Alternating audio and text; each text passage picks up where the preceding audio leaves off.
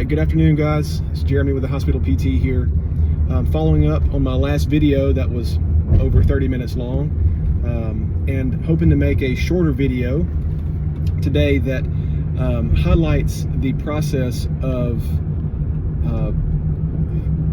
getting a peer-to-peer interview between your physician and the physician liaison at the insurance company when there has been a denial of rehab or of skilled nursing placement for you or your loved one. So we're going to break this down into about 6 steps. Okay, so follow along with me here. And before we get started, remember the insurance company is not asking what is best. Okay, I mentioned that in my last video, so if you want more detail on what I mean by that, check that out. But they're not asking what is best. They're asking what is the safest and lowest level of placement that the patient could receive to allow them to recover effectively. Okay, and yes, it doesn't really make a ton of sense, because obviously what would be best for the patient is most likely what would help them recover the fastest, but the insurance company oftentimes is trying to be act in a financially keep finances at the forefront of their consideration, second only to patient safety. Okay, so the responsibility of the care team and of the patient and or their caregivers is to make sure that we are advocating for and indicating what will be the safest placement option for that patient. In other words, we have to show why home is not safe, or why skilled nursing facility would not be safe, or why going home with outpatient physical therapy or some other outpatient therapy services would not be safe. We can't simply say that what would allow the patient to recover the fastest will be inpatient rehab. That is not the language that matters to an insurance company. So let's go over these 6 steps real quick. And the first step is to know why there was a denial. Okay, we need to know the reason from the insurance company specifically.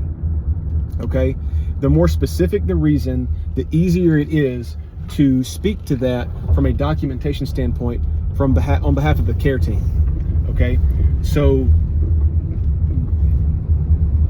that information most often is found from the case manager or social worker that is taking care of either your case or your loved one's case in the hospital.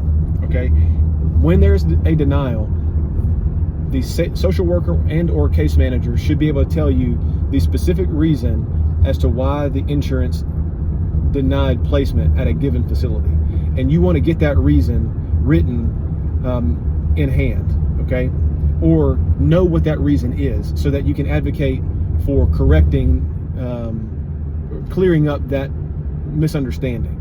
Okay, number 2, once you know what the reason for denial was, number 2, or the second step, is to request a peer-to-peer interview. And what that is the physician that is overseeing the care of you or your loved one, they request a phone call or some sort of meeting. It can be a video call depending on what technology is available, and they talk to the physician liaison of the insurance company and try to advocate for why a patient should receive a certain level of care and why the denial should be overturned and the approval for placement should be given. Okay, that's why that first reason, or that first step, is so important, knowing why the denial happened. Because then when the peer-to-peer is performed, the physician on behalf of the patient can then speak to that denial more specifically. Okay, and these other 3 steps are kind of in consort with that. And so step 3 is to strengthen documentation. Okay, the documentation must be strengthened. And so that's from folks like me, like physical therapists, nursing care, occupational therapists, speech therapists, respiratory therapists, physicians, or any other specialists that may be on the case, whether it's a neurologist or a cardiologist or whoever. There needs to be strong documentation in the patient's chart that supports the level of placement that the care team wants the patient to receive. So if the care team thinks that inpatient rehab is best, then we need to know, and we need to be very explicit in indicating that this patient meets all of the criteria to be placed at an inpatient rehab facility, and that every other option would not be safe. The documentation must be strengthened to indicate and explicitly indicate that those criteria are met. Okay. Number 4, step 4, is going to be fix any inconsistencies.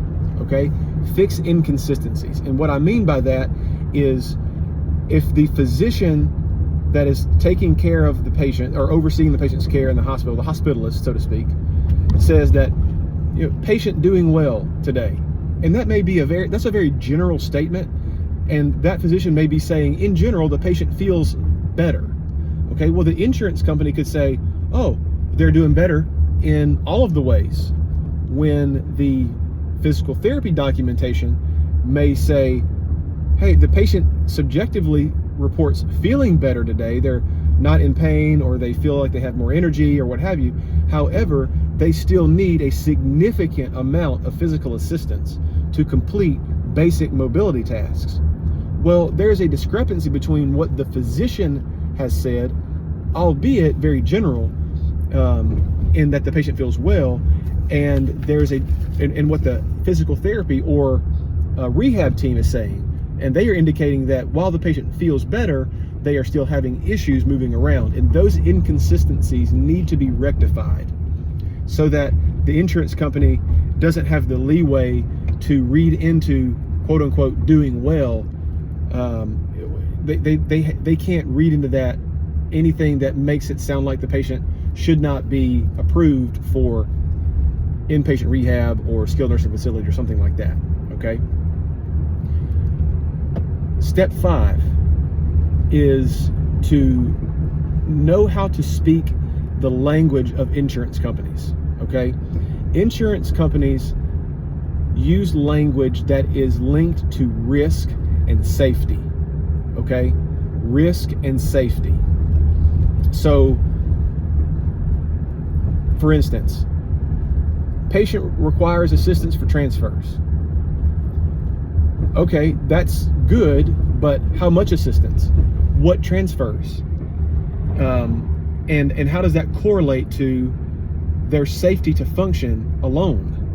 Okay, so a better way to say that would be something like this.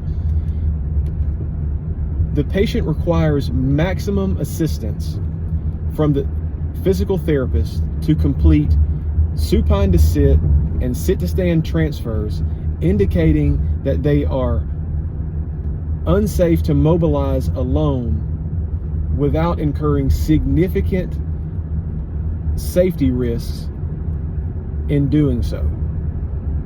This patient requires significant assistance to complete all basic mobility tasks, and therefore, because they live alone at home, they cannot function safely at home with their current level of mobility. Now, that's a lot of words to say. However, that's the job that we have as the rehab staff, and that your physician has. We need to be as explicit as possible, or as necessary, in order to indicate the level of risk that or lack of safety that the patient has. Okay, so the physician needs to speak specifically to what level of physician oversight or management is required by the patient. Okay, because that is one of the criteria for inpatient rehab, is that the patient requires daily supervision from a physician. Okay, and that's not really within the purview of of a physical therapist to indicate, that would be received better by an insurance company coming from a physician. Okay, so that's step 5. Speak the language of insurance companies. And so there needs to be explicit language about the safety or lack of safety awareness of the patient, or their lack of mobility being linked to increased fall risk, based on the level of mobility and level of assistance they need in the hospital at that time. Okay, now that brings us to number 6. Number 6 is oftentimes probably the most uncomfortable step. Okay, and that's to appeal again if the initial appeal was still denied. There are many times where the insurance company denies for one reason, and the peer-to-peer happens, and we appeal it, and we give them all the information to indicate that the patient needs what we were planning for the first time before they denied. Okay, and we go through the peer-to-peer process, and the insurance company then finds another reason to deny placement, and it may be of a different category. And so again, you go through the whole process again, find out why the reason for the denial, and then go through all these other steps again to strengthen the second appeal or peer-to-peer interview. And so there are many times that I've seen where a second peer-to-peer oftentimes ends up getting an approval for the patient to go to the level of care that we all wanted them to have in the first place. Now, here's a bonus consideration that you may have to contend with from time to time. Hospitals do not like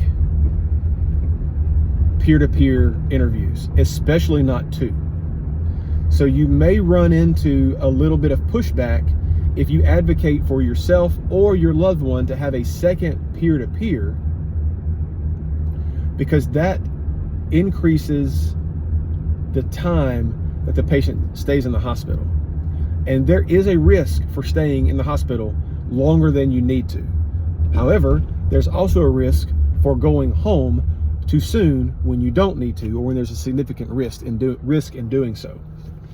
So that's something to keep in mind, is that there's a little bit of a time crunch when it comes to processing appeals to denials or trying to advocate for peer-to-peer interviews.